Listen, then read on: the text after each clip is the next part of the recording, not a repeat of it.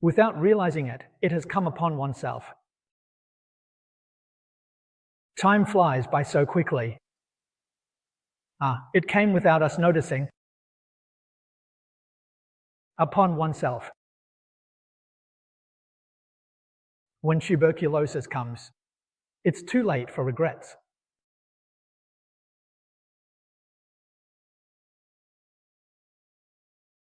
As the saying goes, if a person has no long-term concerns, they will have mid-term worries.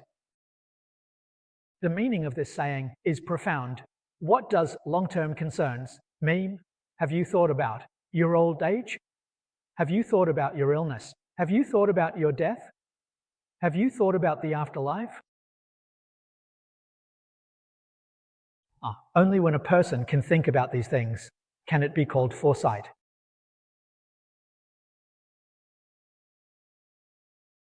We need to understand. So these issues. How can we have a correct perspective?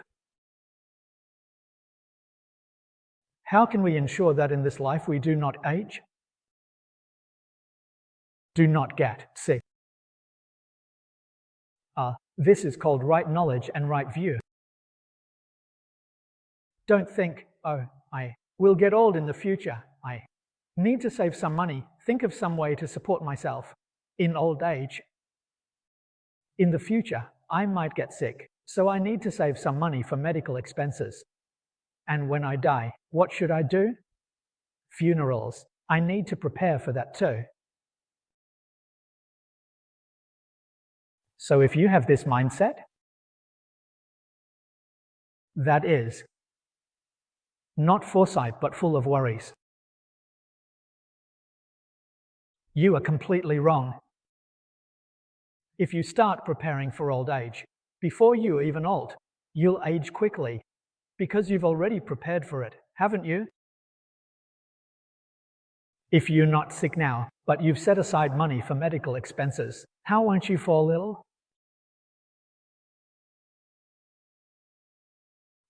And even planning for a good feng shui spot for your burial, you'll end up dying quickly.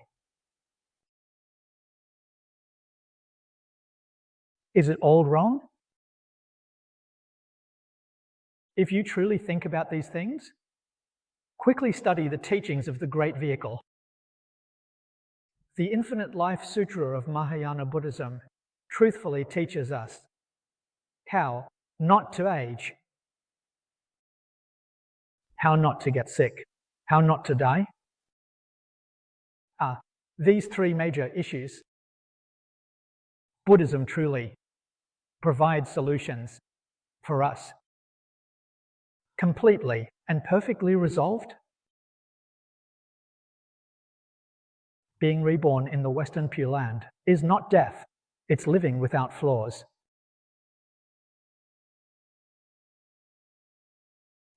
In recent years, there have been quite a few people in Singapore and Malaysia who have been reborn through chanting Buddha's name.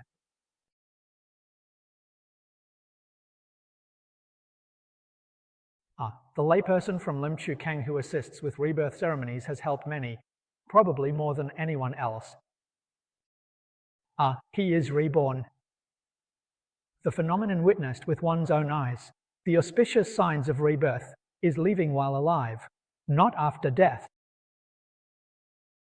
Seeing Amitabha Buddha come to welcome them,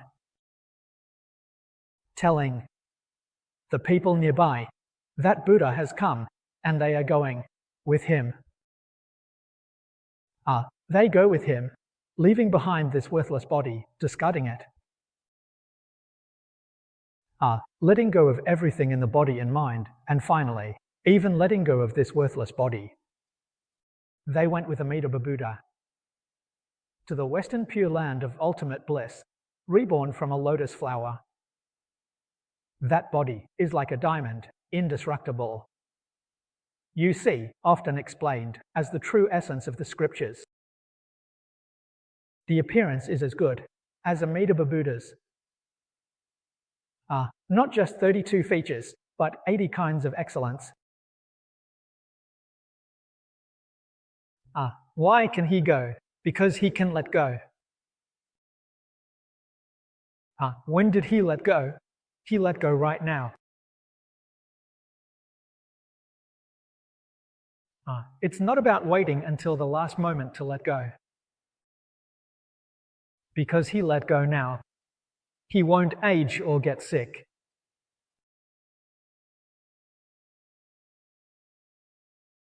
So Muyun, with good intentions, wants to find some people to take care of me, thinking I'm old, but I don't want that. I'm not falling for it.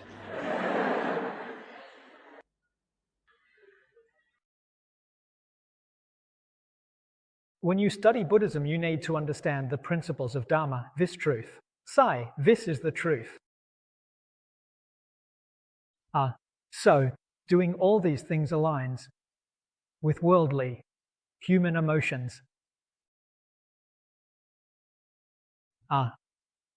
Only then can it awaken people in the world.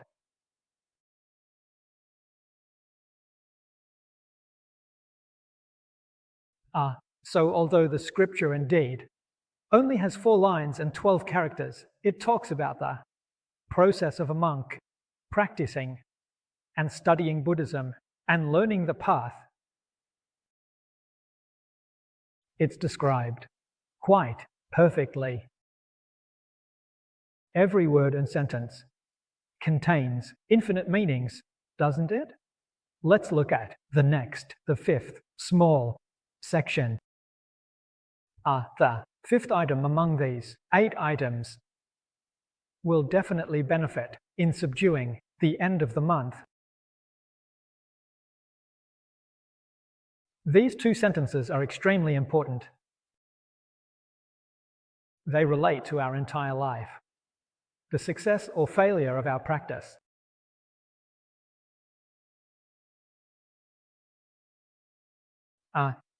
Mother, principle,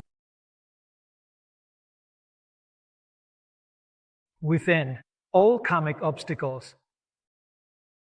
These 2 major categories are very troublesome. Demons are like this. That's why they're demon kings. In ancient times, in the Brahma Sutra, Moho means torment. The character Mo has a stone underneath. It's a stone. Tormenting me. Then remove the stone and replace it with a ghost. Emperor Wu of Liang did that. This character was invented by Emperor Wu of Liang. Emperor Wu of Liang said, "It's so painful, even more terrifying than ghosts. So, replace the stone with a ghost, not a stone." This demon, grievance means enemy.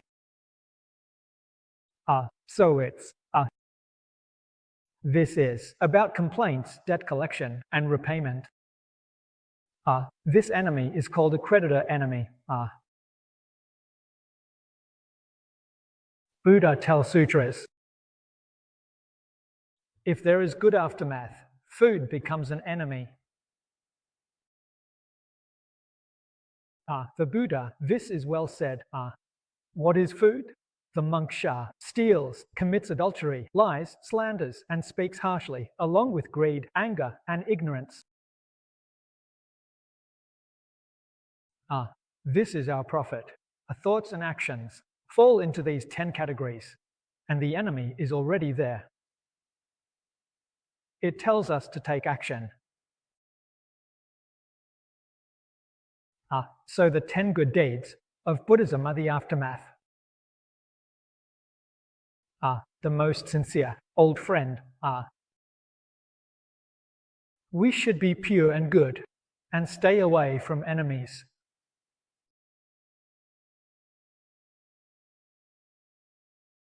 There's a lot of meaning in this. The prophet doesn't recognize a lifetime or a world from enemies of past lives. When we want to cultivate the path, these people come to cause trouble. Why? Because they want revenge. It has a strong air of revenge. Encountered certain difficulties. Obstacles, forged path, disrupting cultivation. Who knows what methods they might use? Often, we end up being deceived.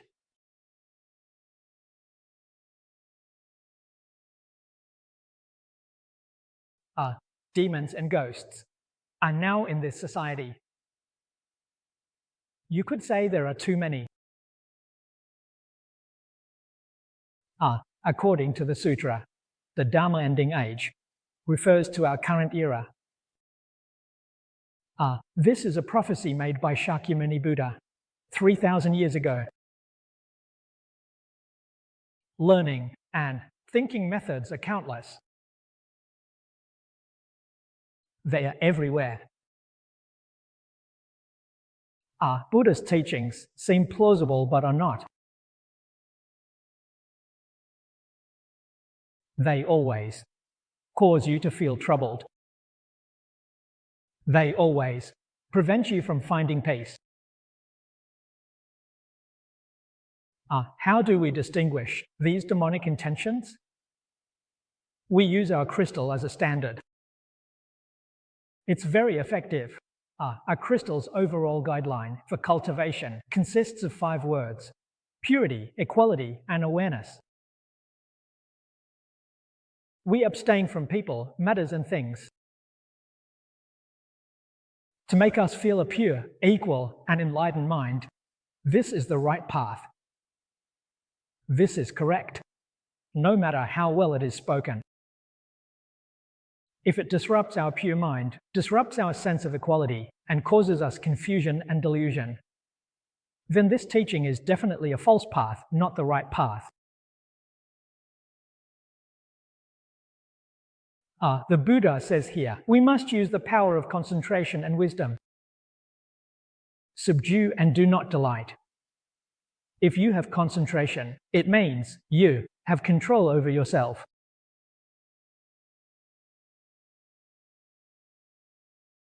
You won't be swayed by external circumstances. This is the power of concentration. Wisdom is seeing things clearly and understanding them thoroughly. You have the ability to discern good from evil. To discern good from evil, right from wrong, this is wisdom.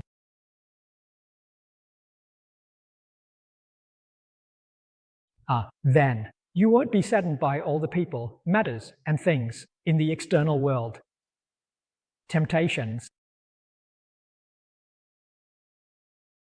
When circumstances arise, you can remain unmoved.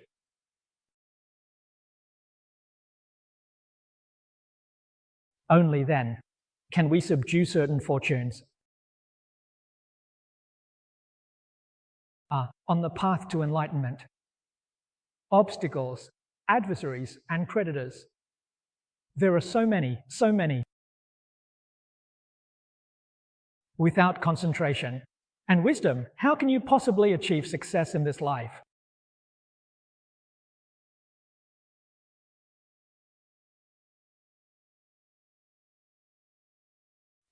Myself. I am constantly grateful for the teacher's guidance. Without the teacher, we are ordinary people. How could we possibly achieve success? If you carefully think about it, it's definitely impossible. The goodness taught by the teacher. We can adhere to it ourselves.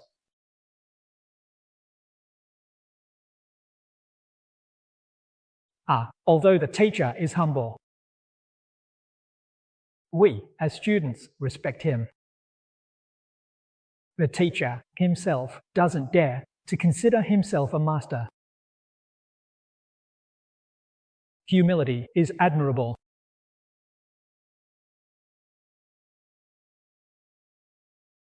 When I first met Teacher Lee, he said to me that his ability could only teach me for 5 years. He was being modest.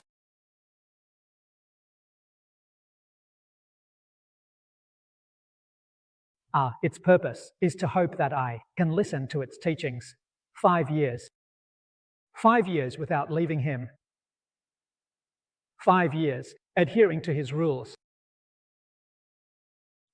Just listening to his way of speaking. Mastering one skill. Taking root.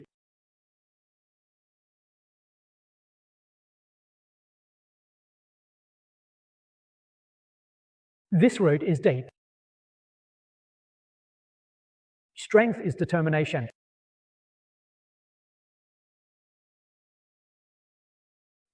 Then our observation of all changes in people and things is indeed different from before. How long? In 3 months, you'll see effects and experience it yourself.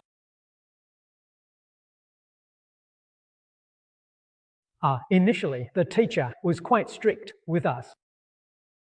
It was a bit forced, indeed. It felt like the teacher's attitude was a bit too arrogant, too domineering, too conceited. It seemed like in this world, only you exist, and no one else can compare to you. Did it give us this impression? We lacked wisdom. Our parents at home never taught us. How could it be said that we could only listen to him and no one else was allowed to be heard? Any text could not be read without his approval. And everything we learned before, he completely disregarded, declaring it all void. With him, we had to start learning everything from scratch, no questions asked.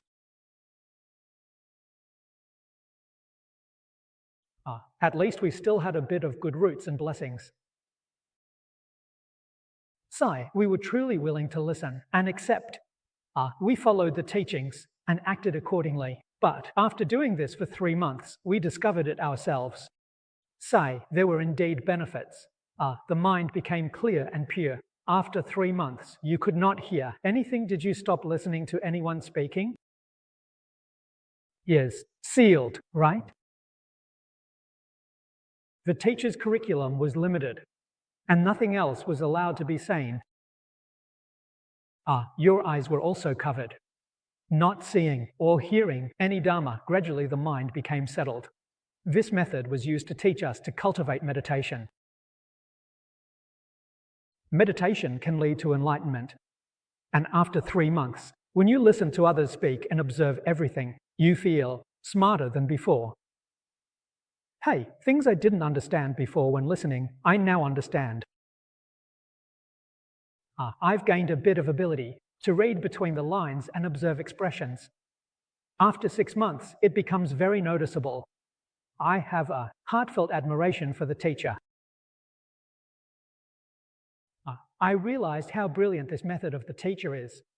Never seen or heard of it before, didn't know this method was so wonderful and effective. So after 5 years, I told the teacher I'd stick with it another 5 years. The teacher asked me for 5 years, but I followed his rules for 10 years. After 10 years, you see, only then did Jie and Jing become adept and resourceful. That's how the roots are established. Not following the rules, thinking oneself clever, will definitely lead to failure. There are many classmates who failed. The teacher taught 100 or 200 students. Now there are only 3 who have truly achieved something. Succeed by following rules, being obedient. Teacher, only then can you achieve success. Anyone who thinks they know it all, in the end, they all failed. Even if they talk about their experiences, there's no progress. They can't capture the audience's interest. The audience dwindles. And eventually, they stop speaking altogether. So when I went to Taichung, I said all of our classmates spoke well, So why is there not a single person winning an award now? Unstable. When I went, they invited me to a meal. There were 5 or 6 old classmates. I won't even mention them all.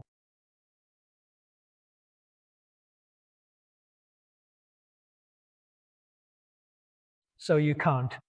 Just follow the teacher's teachings.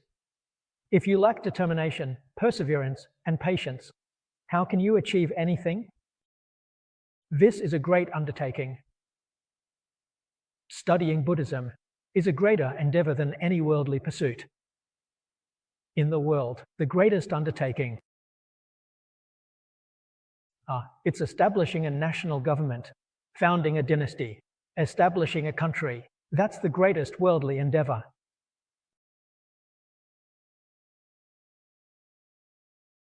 But it doesn't compare to Buddhism, which transcends the 3 realms and the 10 Dharma realms. Becoming a Buddha and a master are such a significant matter. If you don't study and practice according to the principles in the Dharma, if you think of some method on your own, it's not great, you're just losing out. Does your method have any effect? It's hard to say. The method passed down by the patriarchs and great virtuous ones? It's a model that has been used and succeeded for thousands of years, passed down through generations. Today we are learning this model, and if we start from scratch to try something new, let's see if it can succeed. If you adapt and the experiment fails, it's such a pity to abandon the language of this lifetime. If the experiment succeeds, it's another method has been achieved.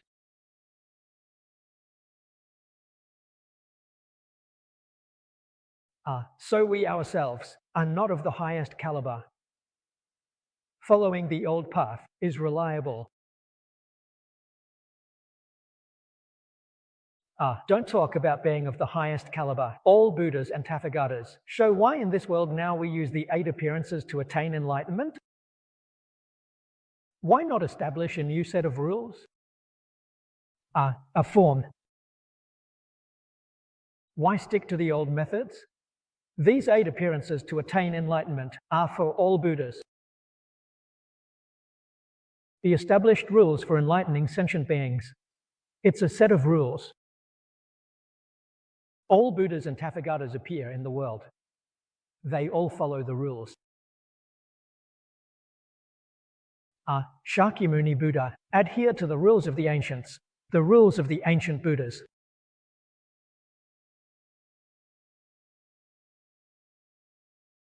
Master Qingliang, you see in the notes on the Avatamsaka Sutra, did Shakyamuni Buddha give us teachings? No, he didn't. The teachings established by Shakyamuni Buddha, they were all set by the ancient Buddhas. They are countless. In other words, the teachings Shakyamuni Buddha spoke over 49 years, not a single one was his own innovation. They were spoken by the ancient Buddhas. These are from the heart. So, this, contemplation and adherence to the mind's steadfastness are all meant to inspire and teach us. Following the old path of the ancient sages and wise ones, you won't go wrong. You shouldn't think you're clever and try to innovate. Problems arise with innovation, especially when it leads to bleeding. It's not allowed. Even seasoned practitioners shouldn't innovate.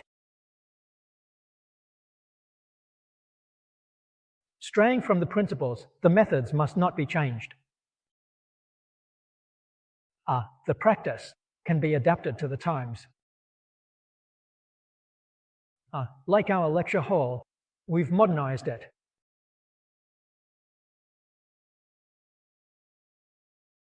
According to the rules, we can save time.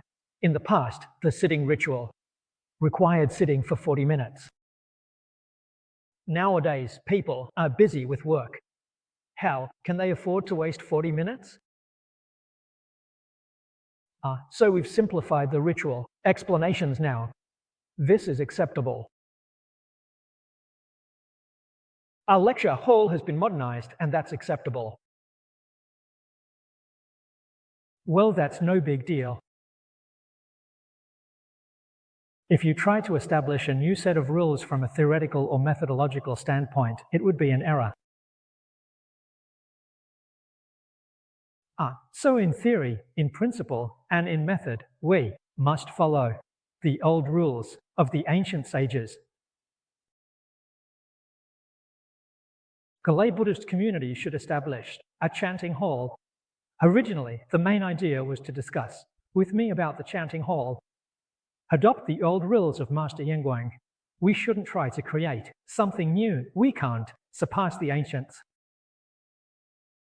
If we get it wrong, we can't bear the responsibility. Completely imitate the set of rules from Nengrin Mountain and bring them over entirely. If there's a mistake in these rules, Master Yingguang takes responsibility, not us.